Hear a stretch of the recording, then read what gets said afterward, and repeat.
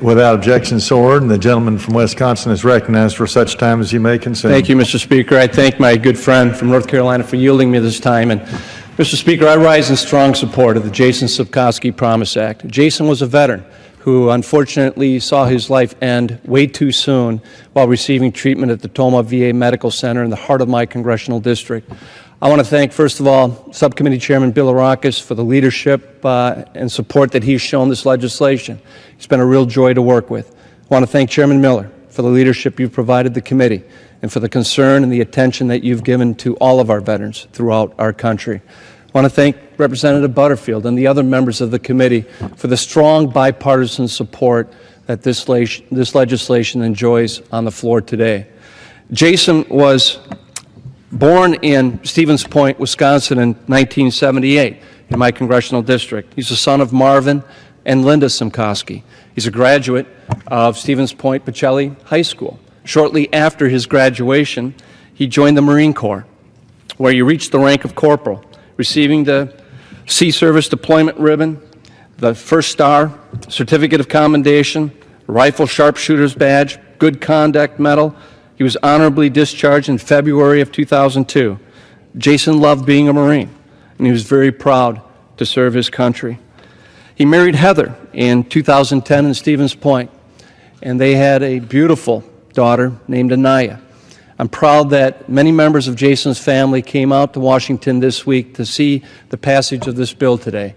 His mother, Linda, his wife, Heather, his daughter, Anaya, who are in the chamber with us today, his father, Marvin, who is also intimately involved in helping draft this legislation and see it through, was unfortunately able to attend, but I commend all of them because this is how legislation is meant to work.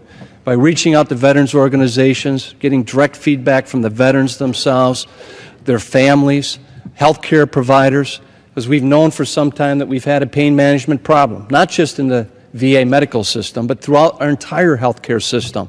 And this unfortunately came to light through numerous investigations at the Tomah VA Center over the course of the last few years, which ultimately helped and precipitated the legislation that we have before us today. Their guiding star in all of this, Jason's family, and based on the numerous conversations that I had with them, that they had with Chairman Bill Arakis, even with Speaker Ryan, is they wanted to see the care and the treatment that our veterans receive be enhanced. And so no veteran and no family would have to go through or endure what they did while Jason was receiving pain management and under the opioid medication at Tomah. And this legislation, I think, advances the ball. I don't think anyone can be here with absolute certitude and promise the family or future veterans that mistakes won't happen in the future. But I think what's contained in this legislation definitely is a significant step in the right direction, with the understanding that more work is needed. The bill would require a review and the update of the VA's clinical practice guideline for management of opioid therapy and chronic pain.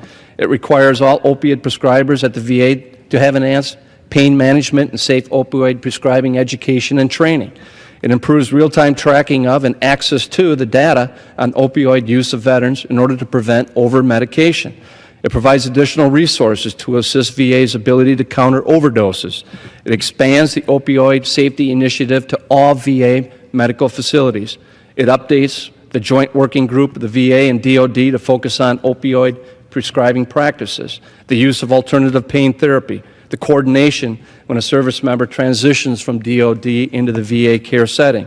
It also encourages the use of alternative and complementary forms of pain management. And lastly, it requires the VA to report on prescription rates so we can better assess the problem and find solutions. This is a work in progress, not just within the VA system, not just with the reforms that are currently being implemented at the Tomah VA Medical Center in my congressional district, but throughout the entire healthcare system. We as a nation just have not done a very good job of managing pain at all levels. I'm glad and I'm proud that this Congress sees the need to move forward on a comprehensive opioid legislation bill, and hopefully we can get that to the finish line yet this year. There's also a major VA reform bill that we are working on. Excellent vehicles in order to include some of the provisions of this legislation as we move forward. If there's any hope and promise that out of the tragedy of Jason's death good things can come from it. I think the legislation that we have before us today, the Jason Simcakoski PROMISE Act, gives us that hope, gives us that opportunity, with the understanding that this will be a work in progress. So I ask all my colleagues to give their support of this legislation today, and again, I thank the leadership of the VA committee for the help, the assistance, the focus that they provided on this important piece of legislation. I yield back the remainder of my time.